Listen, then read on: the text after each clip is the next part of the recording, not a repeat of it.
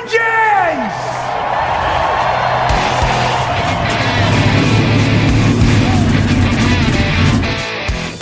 Hit the pace car! What for? Because you hit every other damn thing out there. I want you to be perfect. When I'm driving, I got a guy on the radio who talks to me. It's him. He talks to me. Well, I wanna be a race car driver. Pretty girls eating from my hand, yeah. Wanna live a life of fun and danger. No sweater working for the man, alright. Well, I wanna be a firefighter. Cool-headed when the heat is on, yeah. Save my baby from the burning building. Take her home and put the sleepless sun, alright. No, he didn't slam you, he didn't bump you, he didn't nudge you, he rubbed you. And rubbing, son, is racing. Well, good evening, race fans. Welcome to the Hoobazoo Radio Network, and welcome to Drafting the Circuits. My name is Frank Santoroski. I'll be your host for the next hour as we go over everything in racing. Joining me in the studio, Mr. Gray Warren, Mr. Richard Youden, Mr. Seth Eggert. Fellas, how we doing? Terrific. Doing good. Good, thank you. Well, it seems like there's been several occasions all through this year where we've come across something and said, gosh, this has got to be the biggest story in racing. And, nothing will top that this year. Well, fast forward to this week where my phone started blowing up at about 8:12 a.m. With the news that the Indianapolis Motor Speedway was being sold, along with the Indycar Series and the rest of IMS properties, and the buyer is a certain Mr. Roger Penske. Now, that's common knowledge to all of us now. That turned out to be absolutely true. They kept that fairly quiet. I mean, it wasn't a secret that the Holman family, at least Tony George's sisters, wanted to cash out and be done, and they wanted to find somebody to take it over. There was some talk of Liberty Media. There was some talk of the France family. But at the end of the day, it's Roger Penske who now owns the Indianapolis Motor Speedway, or he will take ownership of it in January once all the proper paperwork is signed and all the I's dotted and T's crossed. Roger had a big meeting the other morning. He's been walking around the grounds taking a look at his new baby. And with this going on, it's very much positive reaction. The reaction has been overwhelmingly positive. We were talking off the air before the show. This is pretty much a best case scenario. You have a guy who is a dyed-in-the-wool racer who has a love for Indianapolis, who's not going to go in there and make wholesale changes to it, although he'll make some changes, and we'll talk about all that a bit. But, Gray, you've been in racing your whole life. Were you around the first time I sold a Speedway to Holman? But, so, Gray, your reaction. I thought the news was terrific. If the Holman family wanted to relinquish the Speedway, the best case scenario would be for someone of Roger Penske's stature to buy it. I mean, from a purely stewardship point of view, it's the best case scenario because you've got a man that has a deep passion for the business, for IndyCar and IndyCar racing, and obviously the Indianapolis Motor Speedway means a lot to this guy. I think that Roger buying it is great news for the whole world of motorsports. I think he'll take Indianapolis and he'll take to the next level. There's talk that he's going to try to strengthen what's already there. His relationship with IndyCar, with NASCAR, and he's even talked about bringing in a 24-hour race, the possibility of that, and the possibility of Formula One returning to Indianapolis. So the future is quite bright and for Indy. And like I said, I think it's world renowned. It's a mecca for motorsports. I think the track is in the perfect hands now. I believe so too. Now Roger not only bought the Speedway, but he also owns the whole of the Indy Racing series, the IndyCar Series, which has led some folks to understandably bring up the thought that perhaps there's a conflict of interest here. Now, there's precedent for this. I mean, Tony George had a team in the Indy Racing League when he also owned the Speedway and the Indy Racing Series. Wilbur Shaw was the president of Speedway and owned a team. Eddie Rickenbacker owned the Speedway and was still racing at the time.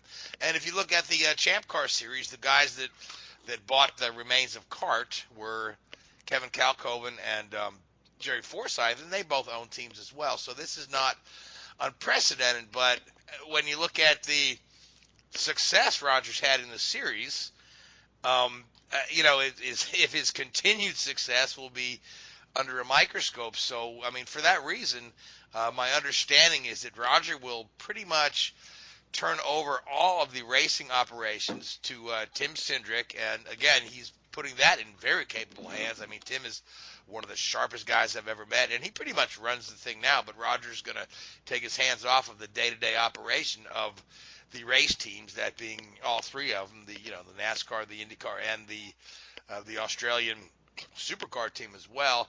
And Roger's going to focus. Don't forget IMSA.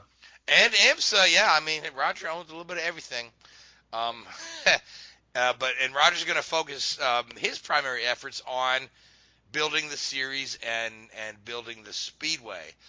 So I don't feel there's a conflict of interest there. Now, Richard, you've been steeped in the world of Formula One, where there's always some sort of a speculation on somebody getting an advantage anywhere. What are your thoughts on this whole, perhaps there's a conflict of interest? I think because you're working in series that are, spec series, I think you're pretty safe there. I don't think anybody's going to try and do anything too stupid. Don't think you can. The regulations don't allow. So, I just want to reiterate. I think it's a good move for the sport. I think it gives stability. I think it opens up a lot of avenues. Does it allow Roger to maybe lean on Ford a little bit with his NASCAR background to try and persuade Ford to come into the series? Obviously they've already got the Chevy deal there, but that could potentially open a few doors. Be interesting to see how all that sort of cross integrate sort of thing, for want of a better word. But it's certainly exciting times for the series. It needs it. It's just started to gain some momentum, and hopefully this can take it on the next step. Yeah, I think I'm sorry, Greg. I think one of the most exciting things about having Roger in there and in charge is the fact that he has so many business contacts. He is a master of putting deals together that are beneficial for both parties. I mean, who else could run a Chevy and IndyCar, a Honda branded car in IMSA, and then run Fords in NASCAR, and then nobody really worried about it? You know what I mean? Other than plus, he owns Toyota dealers. So, people are just pleased. These corporations are pleased to work with Roger because they like the way he does business. You get what you. What you see is what you get, and what you get is perfection. Now, Seth, you wanted to jump in, and then Gray had a comment as well. And I know we've all got a lot to talk about, so I'll try to shut up myself as much as I can. But Seth, go ahead. Well, for one, Roger had talked about needing to break some glass, so to speak, and experiment with different things. And when he said that, he was talking about possibly doing a NASCAR IndyCar doubleheader at, say, the Roval. And the night before the announcement, he had actually called and talked to Jim France, the president and CEO of NASCAR, and explained everything to him. And NASCAR is gung-ho on all this. But like you were saying, like Richard was saying, maybe Ford going into IndyCar on the reverse, this could also be a catalyst and a helping hand for, say, Honda jumping into NASCAR. Yeah.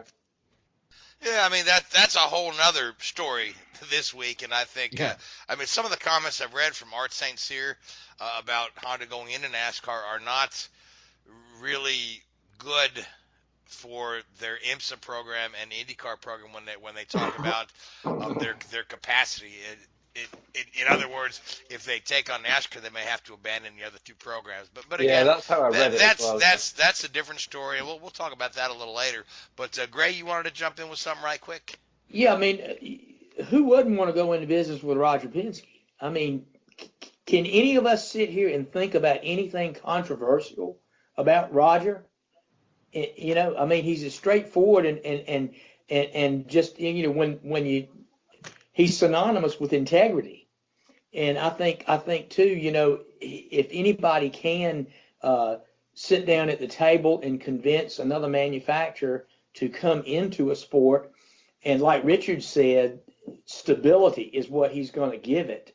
And obviously, when you look at, you know, if Roger's at the helm of it, that's going to bring people are going to have a lot more confidence in the programs that he lays out. So yeah, I think you know the possibilities are endless for growth, not only for Indianapolis Motor Speedway but for IndyCar and what other series that Roger wants to bring into that realm. Yeah, certainly. Which brings up another point. The one other concern that some folks have expressed is Roger's age. I mean, even I think A.J. Foyt said, I can't believe Roger wanted to do this at his age. Roger is over 80, 81, 82, or 83, depending on which article you read. It seems like everybody's getting it close. I'm sure it's not that hard to look it up, but the man is in his early 80s. So some folks are worried about the succession planning, you know, and I'm like, I'm just ready to see what Roger does in the short term. I'm not ready to put him in his grave and worry about the long term just yet, but I know Roger's an astute enough businessman to have a succession plan in place. His son, Greg Penske, is a very sharp businessman. Jay Penske, while he's had some issues here and there, runs a pretty solid business with Penske Media Corp. And then, of course, Tim Cindric is right there in the picture as well, who's a very sharp guy.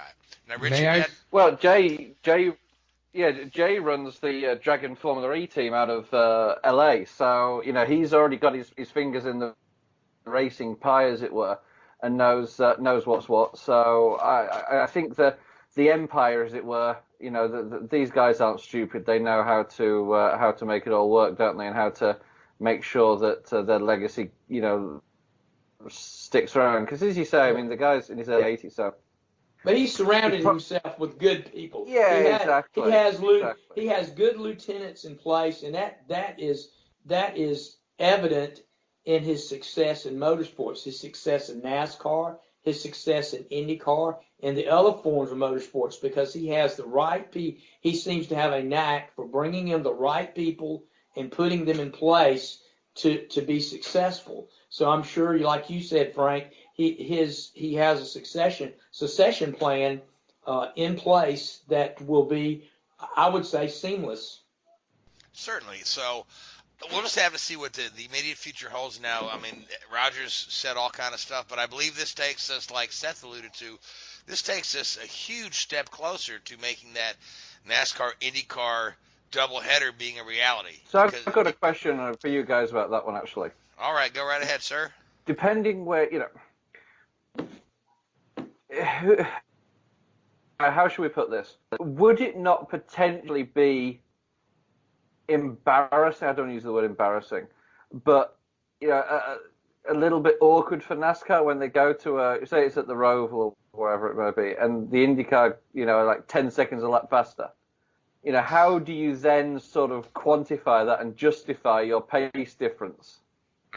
Because I know that was one of the honestly, Richard, I don't think it's a secret to most people that the Indy cars are quite a bit faster, but the style of racing, the quality of racing are quite a bit different, and I think they can both be entertaining and both highlight their high spots. So that's been a concern that NASCAR would be, you know, blown off the track, you know, when it comes to the lap times. But you know, how many people strict attention to the lap times and the speeds unless it's qualifying. If you're watching a good quality race and you get to see, say the Indy cars on Saturday night and say the stock cars on Sunday afternoon for a nice package ticket, I think it's a win-win for everybody. But Seth Gray, what are your thoughts on this? Should NASCAR be embarrassed to share the track with cars that are so much faster? No, I think it's good because they can bring new fans into the sport. They can bring IndyCar fans in that don't necessarily follow the stock cars or don't go to stock car races. They could bring those people in, and likewise the opposite, the stock car fans that don't pay a lot of attention to IndyCar. I think you have a chance at garnering new fans and giving them a show that will help both series. On top of that, it's already been done in a sense before. Back in the 1970s when NASCAR first started going to Pocono, one of their first races at Pocono was a doubleheader with, I want to say it was the USAC cars at that time. It was during the USAC kart split era. On top of that, at Watkins Glen, for years and years, NASCAR shared the weekend with what's now IMSA, and the Daytona prototypes on the same exact short course would blow the Cup cars out of the water, and no one ever complained about that. Certainly. So, like I said, and to Gray's point about bringing new fans, when I was young, I was a big Formula One guy, and I kind of got interested in the kart series as they began to gain momentum. But I always sort of halfway paid attention to NASCAR. I mean, if it was on TV, I might stop and watch. But I really got hooked on really enjoying NASCAR when I went to a NASCAR race and saw those things live. And I think that it'll go by, if an IndyCar guy's never been to a NASCAR race and only thinks, oh, that's that taxi cab series, and then they see them live and they say, wow, this is pretty fun. Conversely, the NASCAR guys who've watched stock cars their whole life, who've never seen the Indy cars other than on television, when they get when they see how fast those guys go into the corners and whatnot, are likely to say, wow, you know what I mean? I think it's a win-win, the doubleheader. And again, like I said, with Roger at the helm, and like you said, who wouldn't want to do business with Roger Penske? I think that's going to happen quite soon. Yeah, and you go back to what I call the golden era of motorsports in North America. Back when you had guys like, you had all the IndyCar stars, Foyt, the Unsers, Roger McCluskey, those guys, Johnny Rutherford, they constantly made forays into stock car racing and would come and run those races. I mean, obviously things are a lot different now. The cars are more specialized. The racing series are more specialized, and you can't do that. But I think and then you had NASCAR stars like Cale Yarborough, Bobby Allison, Donnie Allison. Those guys would go and make forays into Champ Car or IndyCar at the time. Those kind of things, were good for both sports and help foster a lot of fans, in and around both series. So yeah, I think it's got a lot of potential, and I would say if it's successful at Charlotte and the Roval, there are other facilities around that could do the double as well. And certainly, Eddie Gossage has been pushing to have that at Texas. As I was about to ask you guys, what tracks do you think would be most suitable for a doubleheader? The Roval has been one of the ones brought up more often than any other, at least recently. But Gateway has also been thrown around, as has Texas. And I'm sure there's others. Michigan and Chicagoland were also talked about earlier in the year. Watkins Glen would be an ideal place too. It'd be a natural terrain road course. Although my one question is, would Watkins Glen be suitable if IndyCar prefers the boot layout while NASCAR prefers the short course? That's not a big deal. They incorporate the boot for one event, and the other one they don't. I mean, all that is just basically opening up the track. You know what I'm saying? That's not I don't see that to be a big, I don't see that to be a big obstacle. No, not at all. As a matter of fact, when the kart series first ran at Watkins Glen back in '79, I went to the race, and the kart guys ran the short course, while the companion series, which was the SCCA Trans Am series, ran the boot, and they ran it on the same weekend and used both courses. That's not an issue at all, Seth. Yeah, I don't think that would be a big issue. I think they could. What about very easy. COTA? Yeah, COTA. That would be great. I tell you what, I think you would get some little blowback from Gossage, and that's another thing that we'll get into here in a little bit when we transition to our NASCAR and Formula One series. When you look at the two crowds this weekend at COTA versus at Texas, there's a big difference in the size of the crowds too, and I don't know whether one affected the other. I would say that it probably did, but we can discuss that later.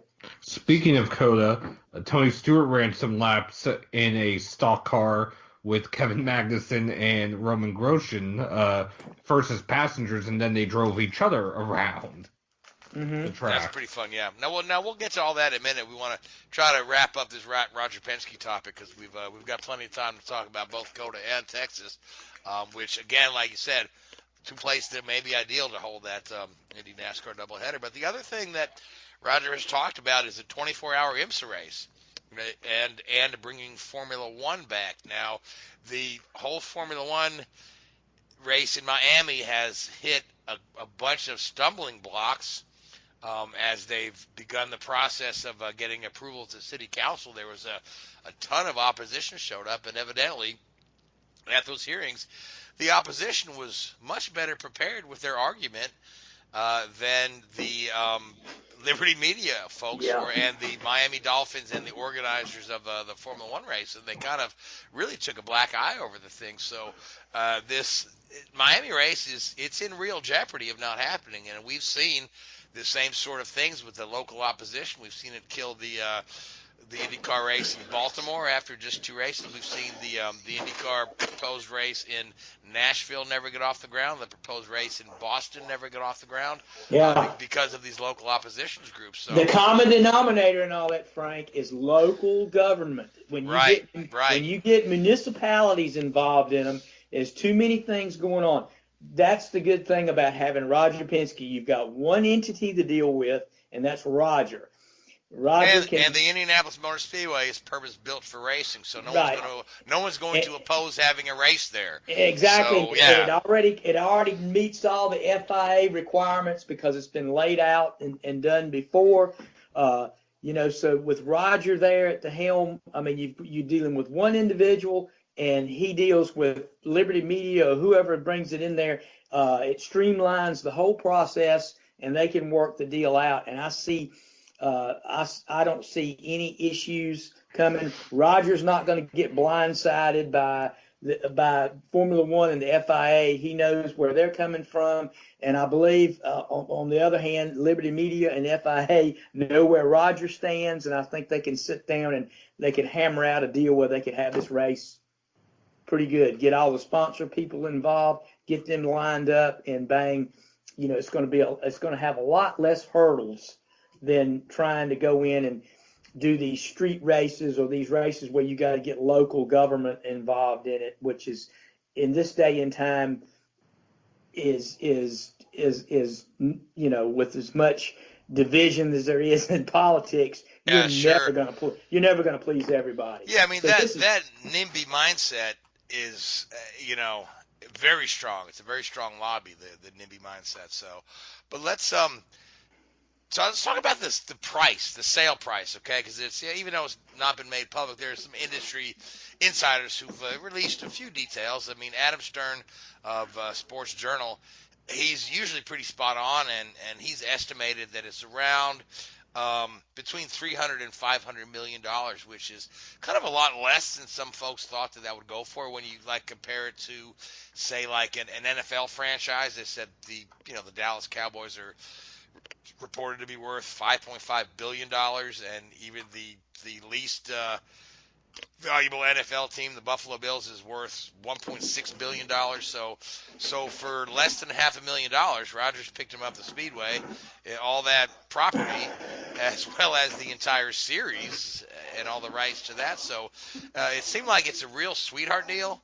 And I think part of that was because the fact that it was Roger and the Tony George and the Holman family, and they felt like the legacy of the Speedway is very safe in those hands, and instead of selling it to like Disney or Amazon or something like that. So I mean, you sell it to another entity that is basically just looking to at the bottom line, solely at the bottom line. Hell, they have a couple of bad races and they shut the racetrack down and parcel the property up, kind of a la Riverside and some of these other tracks that have gone by the Ontario by the wayside, and it becomes an industrial park. Oh, Walt Disney World Speedway. Walt Disney World Speedway is now an extra parking lot for Magic Kingdom. Exactly. But you know what I'm saying? That's the good thing, and that's probably part of it. But you're looking, when you try to compare it to an NFL franchise and that kind of thing, we're talking about a facility that really basically has 2 marquee events a year.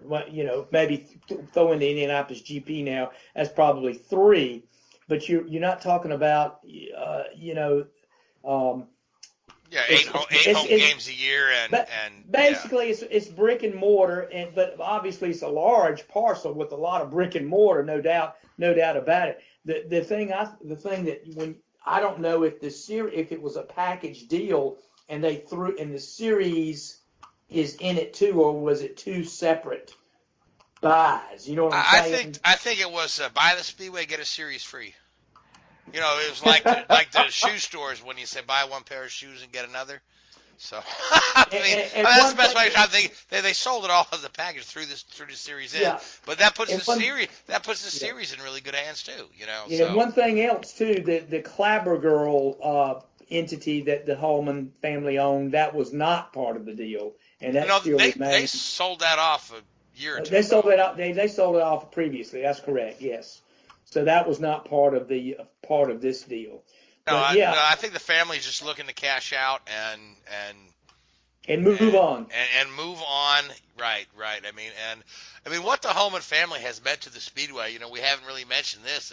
Where what Anton Holman purchased after World War II, after the Speedway sitting dormant for several years, and where he's brought it, and then where the rest of the family has brought it to today. You can't discount the contributions of the Holman family enough, and they deserve a great thanks for continuing that for the last 50 years, and we'll see what Penske and his group does over the next 50, 60 years. So, but anyway, I digress. One more bit of IndyCar news before we get to the series that actually raced this weekend. But the final test of the aero screen was held at Sebring. It was Pat Award in the Arrows McLaren car that it was scheduled to be Hinchcliffe, but that's a story we covered last week. He was pretty happy with the screen. His issue was it was very humid and very hot there in Sebring when they did the test, and he said it was miserably warm in the cockpit, and they need to work on airflow towards the helmet or airflow towards the driver a little bit, which is something they're going to look at.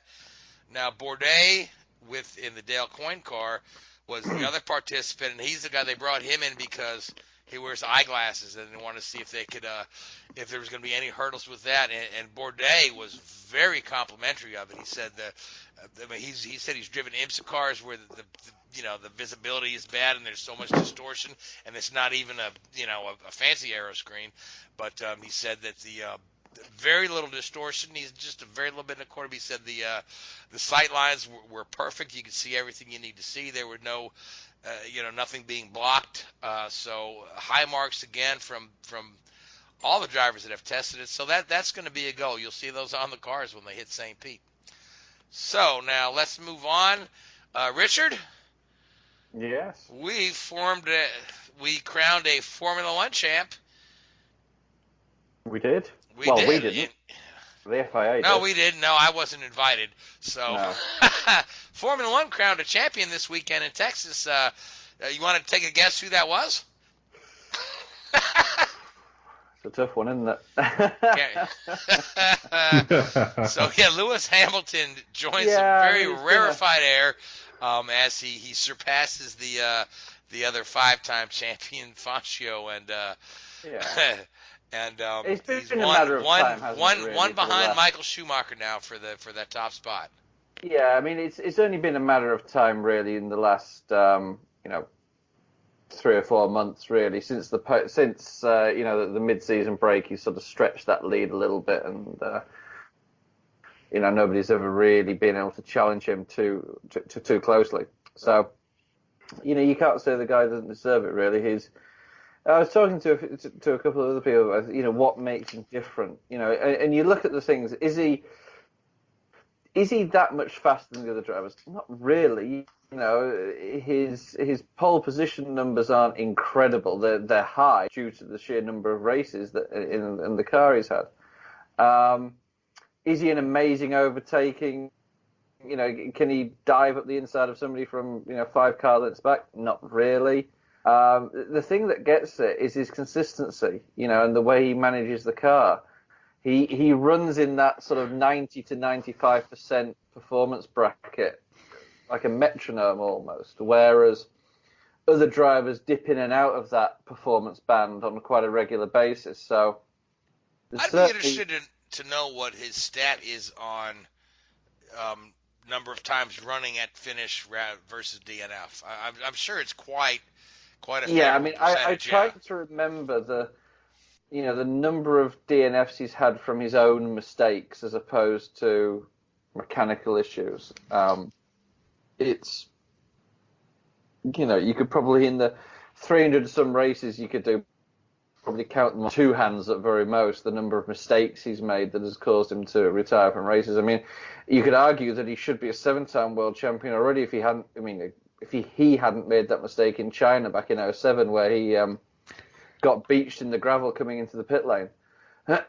So the guy's certainly, the consistency levels now he's in the sort of second phase of his career, I'd call it, since he's been with Mercedes. His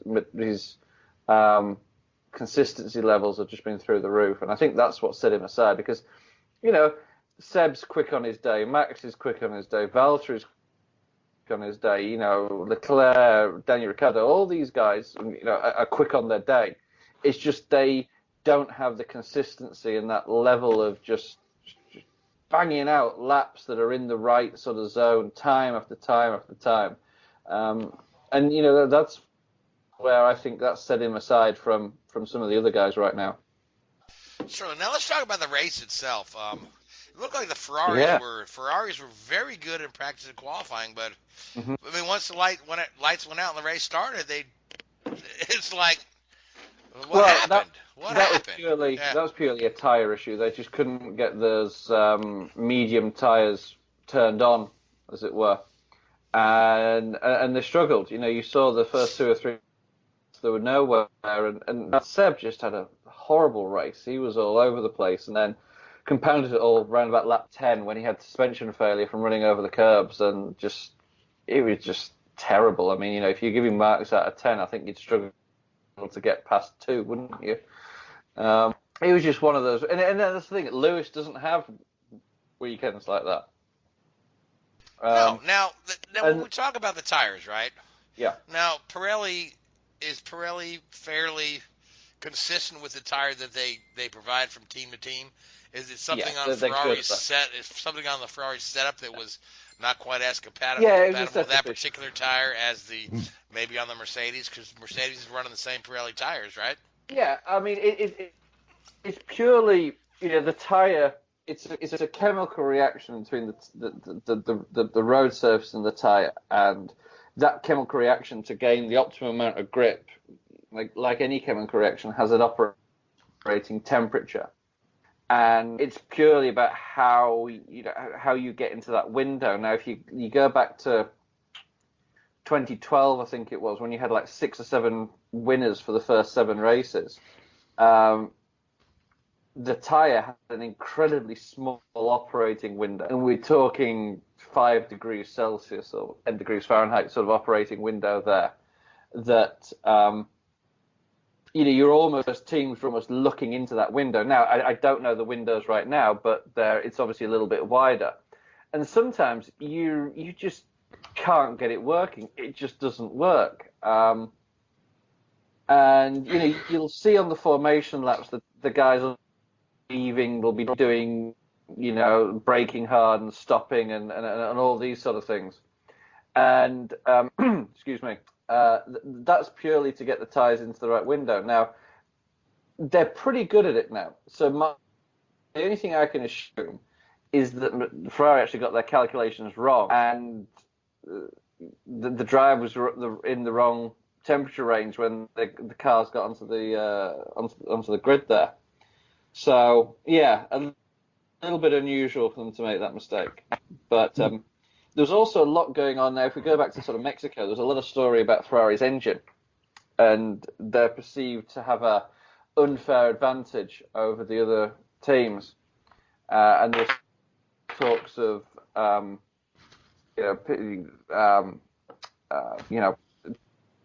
protesting the legality of the Ferrari engine. And Ferrari's no, we're perfectly legal. And then they were suddenly massively down on straight line speed in Austin. Now, Ferrari put that down to just the car setup. They were running a very high drag setup. They had the straight line speed, so they wanted to try and optimize the cornering performance. But I don't know the finer details of it or the ins and outs of it, obviously, but it was interesting to see that they were down on power. Now, my understanding, what they're looking at is, in the car there is a fuel flow rate sensor. So you're limited as to how much fuel you can use during a race, and you're also limited to how fast you can consume fuel during the race. And what they've been doing, or what this talk of Ferrari have done, is they've actually added a section to the fuel system past that sensor. Now, the rule states that you have your fuel flow sensor, and then the fuel must go directly from the fuel flow sensor into the engine. Now, there's talk that Ferrari had maybe put something in line there, and it wasn't quite as it should be. Of course, totally unfounded speculation, I think, in many people's eyes. But yeah, we don't know if that is the case, but it'd be interesting to see what happens going into the last few races of the season to see if they keep that up. All right, so now let's talk about the event itself. Yes. We now Gray had alluded to the comparison of the crowd that was over in Fort Worth at the Oval to the crowd that was there at Circuit of the Americas. But we've heard some rumblings over the last couple of years that the some of the government subsidizing and funding going into holding that race in Austin has been scaled back, and this race may be in trouble, but yet it's come back every year, and they've drawn a good crowd. So I mean, as an event, and as a circuit, I mean, how do you feel it holds up in comparison to the rest of the Formula One calendar? Because it seemed to me like it's a very entertaining race, and it's a very nice venue. It's a great venue. It's a difficult track. You see that you saw the number of mistakes, especially early on the Friday. A number of drivers were making mistakes there. They still do struggle a little bit with this sort of Tilke Dome sort of layout with the huge asphalt runoff areas and the like, which personally I'm not a big fan of. But they do a lot of things right there. The one thing I think they're undertaking this year or during the off season is resurfacing of the track. I've never remembered it being that bumpy. I'm sure there was a couple of loose fillings after the. What happened was, in the explanation I was reading and understanding, it wasn't that the track surface itself was bumpy or had degraded, but the sand underneath the pavement had shifted. Yeah, and so it was interesting to sort of see what caused that, but Yeah, they're obviously going to have to do some work on that to smooth it out a little bit because it was a little bit crazy in places. But Yeah, I I think remember. you I just remember track it was pretty bumpy during the IndyCar race early in the Yeah. season. So Yeah, I mean, I'd still like to see them put more gravel traps in, especially in these areas like coming out of the penultimate corner where, there's this whole track limits thing. Put some like high friction surface down there that slows the car down, or put gravel down there.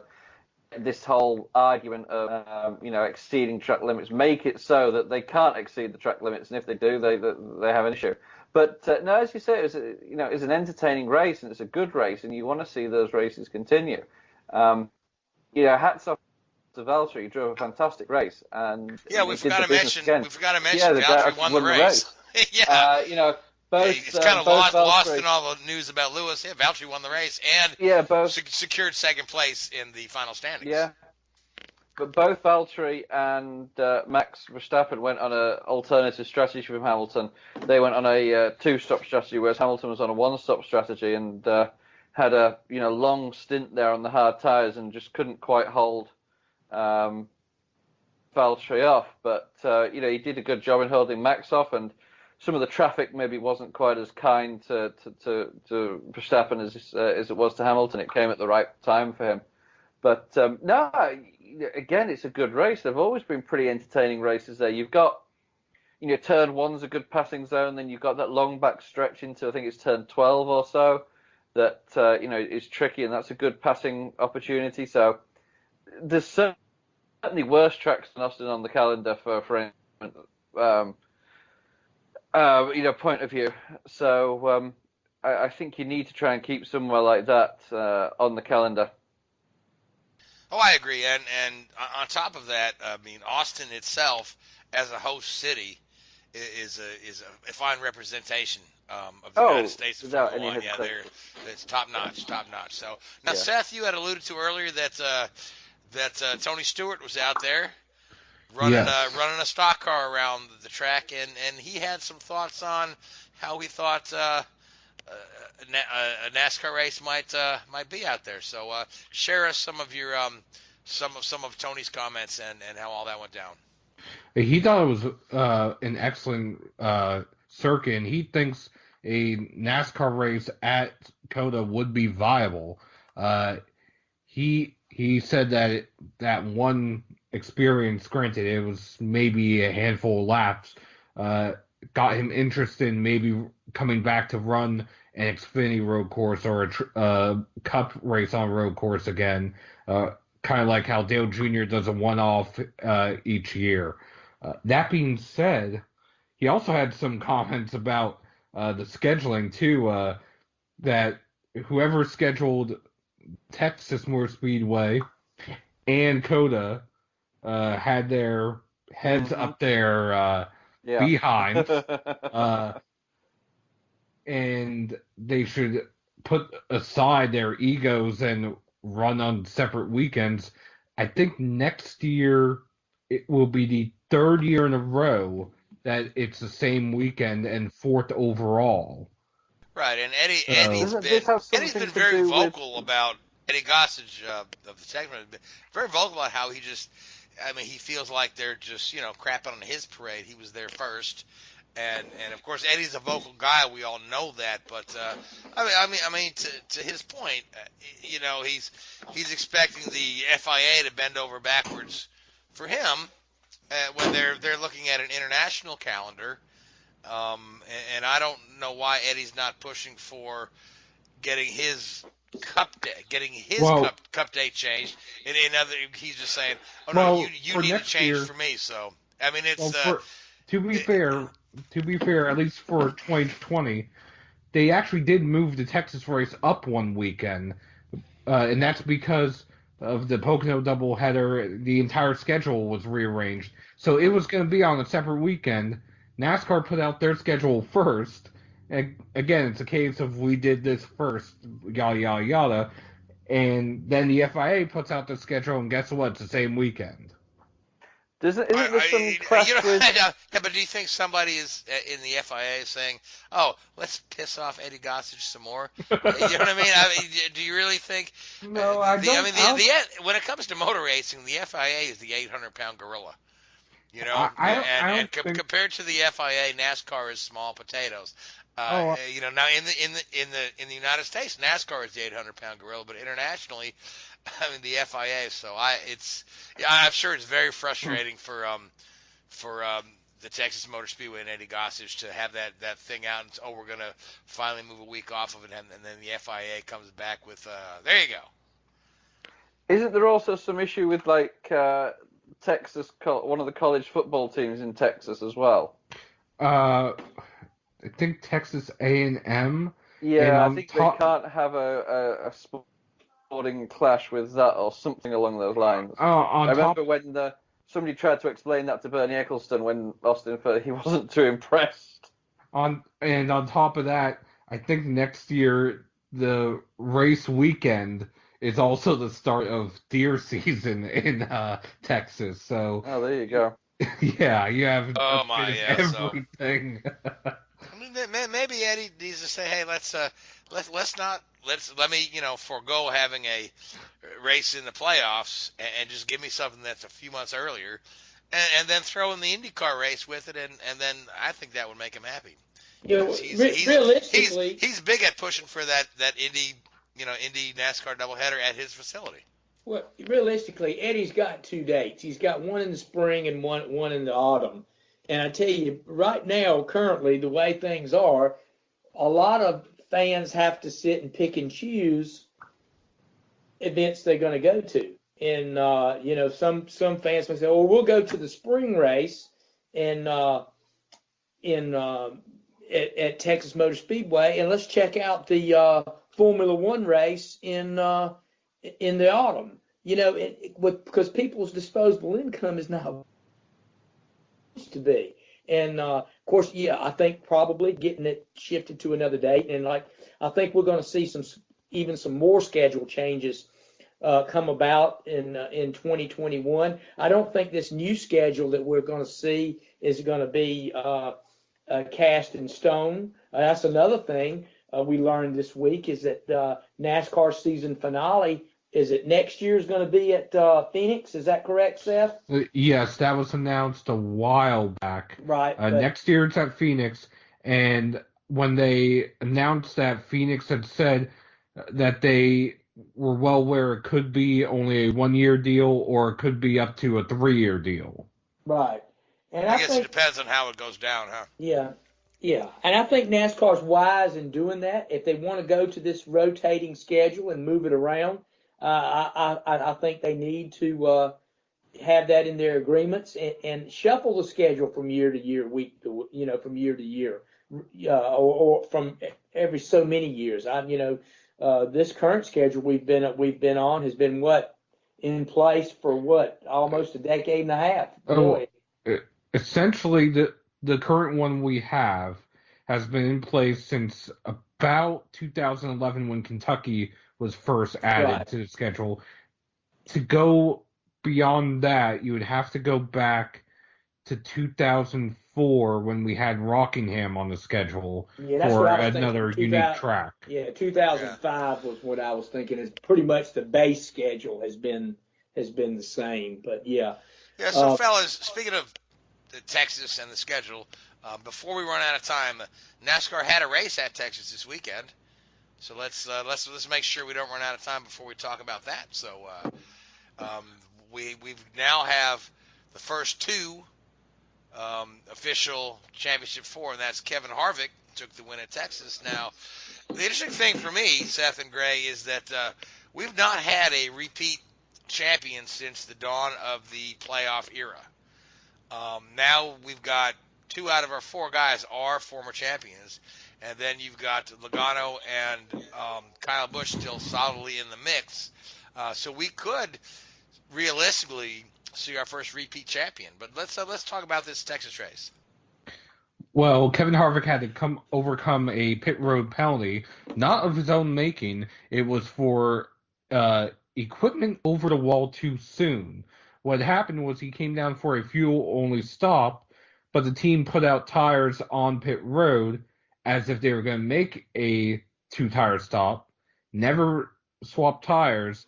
Therefore, NASCAR treats it like man over the wall too soon. It's a penalty that isn't often called because it doesn't happen very often, but it happened. So if you put tires out and then you don't put them on the car, that's a penalty. Because it's a safety issue, because NASCAR allows the cars to go through up to 3 pit stalls before their actual stall. So it's meant to prevent tires getting hit on pit road. All right, gotcha. Again, it doesn't happen very often. I think this is the first time this year that's happened.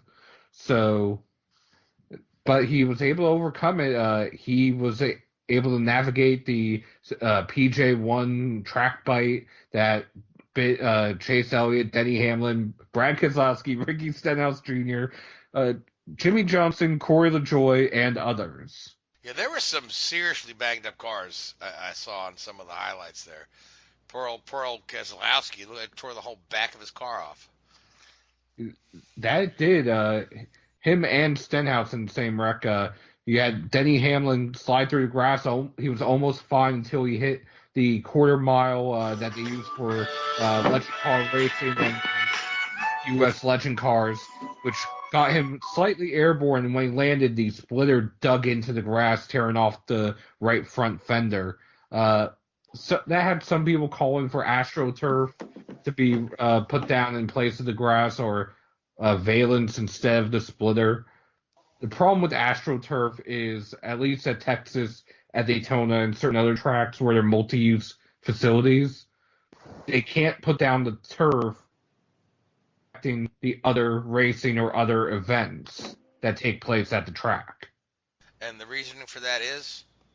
Well, it varies from event to event. At Daytona with Supercross, the bulldozers moving the dirt onto the grass would damage the AstroTurf, and they would have to replace the AstroTurf every year.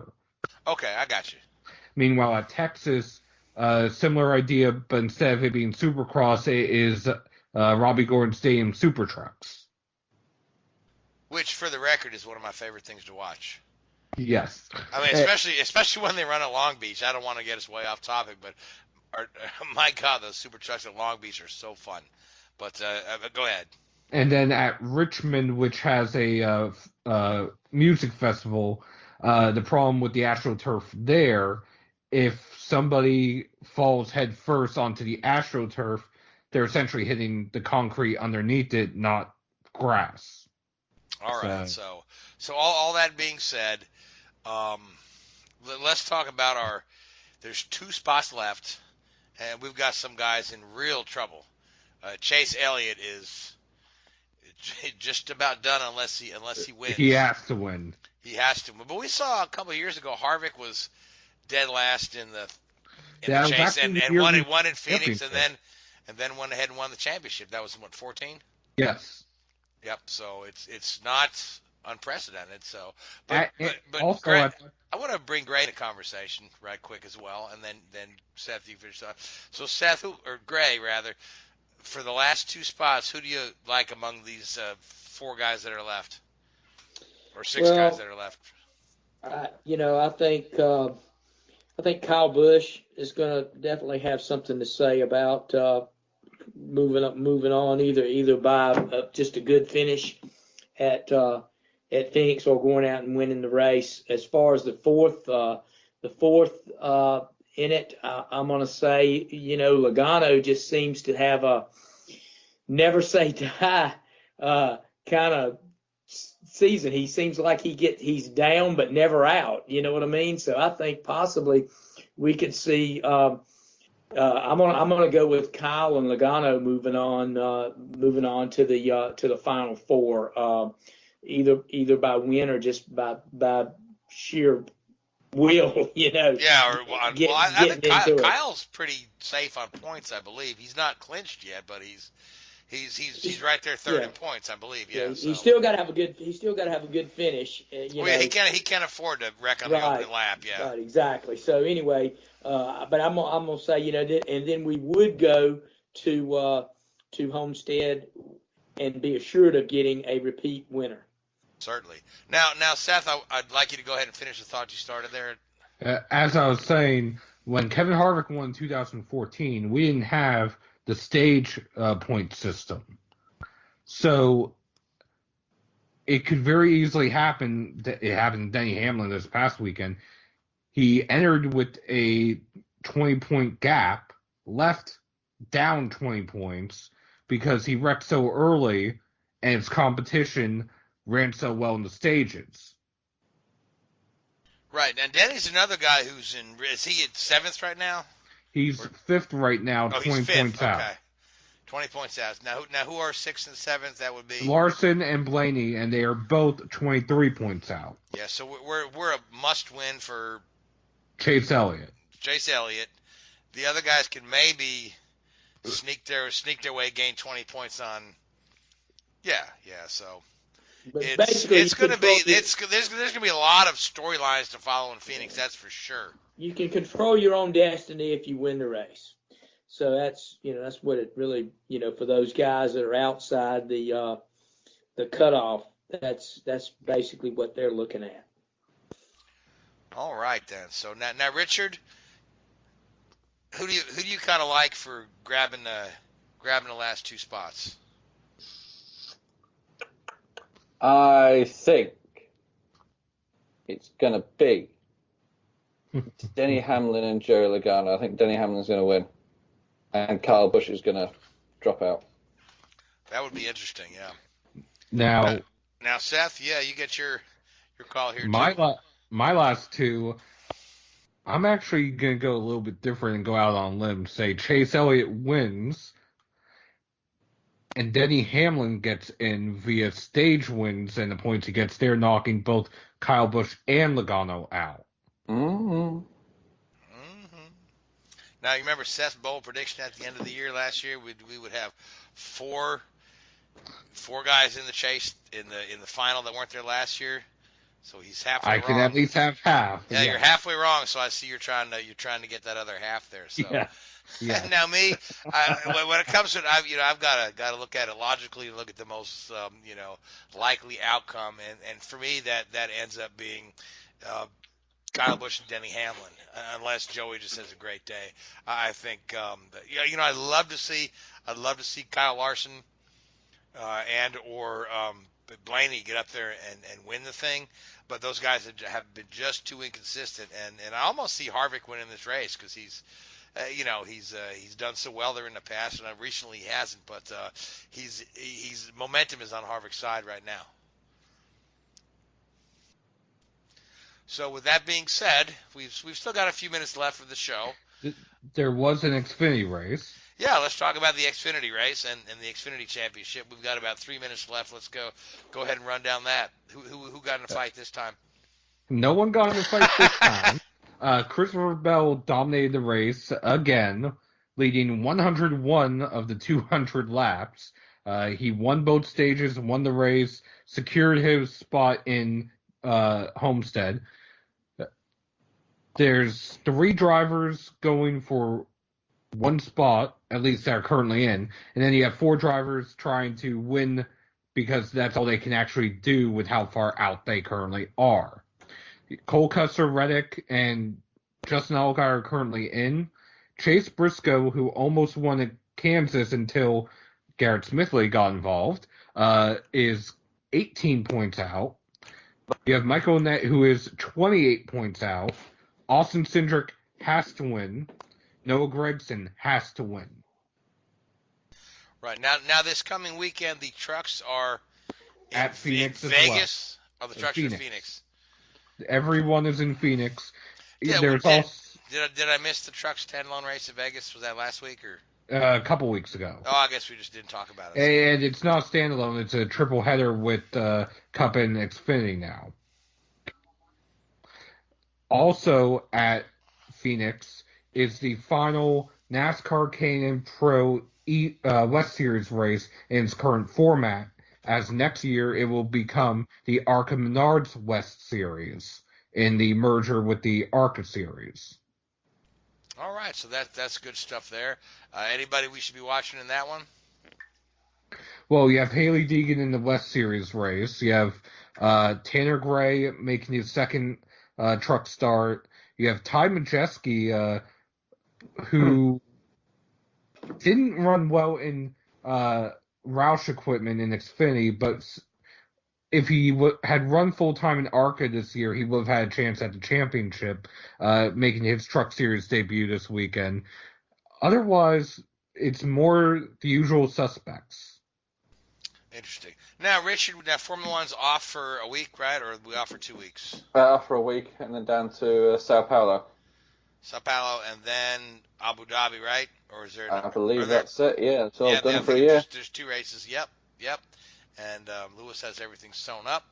So, Gray, final thoughts on the night? I mean, we've digested a lot of information. Yeah, I guess just looking forward to Sunday at Phoenix to see who's going to transfer to the Final Four, and then we can start thinking about who's going to be our champion for 2019. Yeah, man, that's coming up, man. This season has gone by in a blink. I think the older I get, the faster time flies. So, but speaking of time flying, we are at a time. So I want to thank the Hoobazoo Radio Network. I want to thank our iHeartRadio and Spreaker and YouTube podcast. And I want to thank you, Gray, and Seth, and Richard. And I want to thank all you folks that listen to us week after week. And until next week, good night. WHOOBAZOO, that's Hoobazoo.com. Enter website, enter website, enter website, enter website.